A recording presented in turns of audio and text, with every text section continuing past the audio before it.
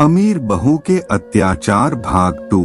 उसमें कोई भी अच्छी बहू के गुण नहीं है। इन सभी बातों से सूरज की माँ काफी परेशान रहती थी, लेकिन वह अपने बेटे के खुशी के लिए रानी को कुछ नहीं कहती थी। ऐसे ही 2 साल बीत गए। रानी अब माँ बनने वाली थी। यह बात सुनकर सूरज के परिवार और रानी के परिवार दोनों ही बहुत ही ज्यादा खुश थे। प्रेग्नेंट होने के बाद रानी और भी ज्यादा नखरे वाली हो गई थी। अब तो रानी खुद से अपने खाने का बर्तन भी नहीं हटाती थी। सूरज की माँ उसका सारा काम करती थी। एक दिन रानी को कहीं बाहर जाना था, जिसके वजह से उसने सूरज की माँ को अपना कपड़ा इस्त्री करने के लिए कहा। सूरज की माँ रानी के कपड़े इस्त्री कर ही रही थी। इसी बीच कुकर की सीटी बज गई, जिसके वजह से सूरज की माँ ने आयरन वहीं छोड़कर किचन की ओर चले गई।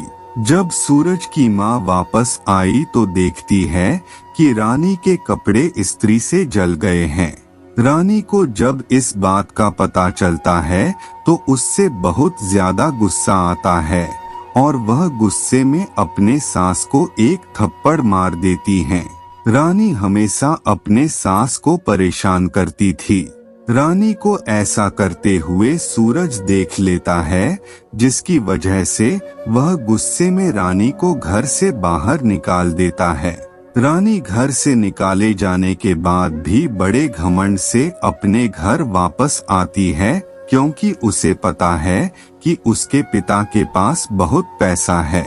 लेकिन घर आने पर उसे मालूम चलता है कि धनीराम अब धनी नहीं रहा। व्यापार में हो रहे घाटों के वजह से धनीराम अब कर्ज में डूब चुका है। सूरज रानी के परिवार को उसके हरकत के बारे में बताता है। रानी के इस हरकत के जानकार उसकी माँ बहुत ही दुखी हो जाती है और उसे सबक सिखाने के बारे में सोचती है। रानी को सही रास्ते पर लाने के लिए रानी की माँ खुद बीमार होने का दिखावा करती है, जिसके वजह से अब घर पर कोई ऐसा नहीं था जो रानी की जरूरतों को पूरी करें। अब रानी को अपने साथ साथ अपने माँ का भी ख्याल रखना था। रानी ना चाहते हुए भी घर के काम करने की कोशिश करते हैं, लेकिन जब भी वह कोई काम करती है तो वह गड़बड़ हो जाती है। एक दिन सुबह सुबह रानी की माँ रानी को आवाज देते हुए कहती हैं कि रानी बिटिया, मेरा चाय पीने का बहुत मन हो रहा है, मेरे लिए चाय बना दो। रानी अपनी माँ के लिए चाय बनाने के लिए रसोई में जाती है, लेकिन जब वह चाय बनाने की कोशिश करती है तब उसका हाथ जल जाता है। हाथ जलने पर उसे एहसास होता है कि उसने कैसे देर से चाय लाने पर जानबूझकर अपने सास के हाथों पर चाय गिरा दिया था। धीरे धीरे घर के कामकाज करते हुए रानी को एहसास हो जाता है कि उसने अपने सास के साथ कितना गलत किया है, जबकि उसकी सास कितनी अच्छी है।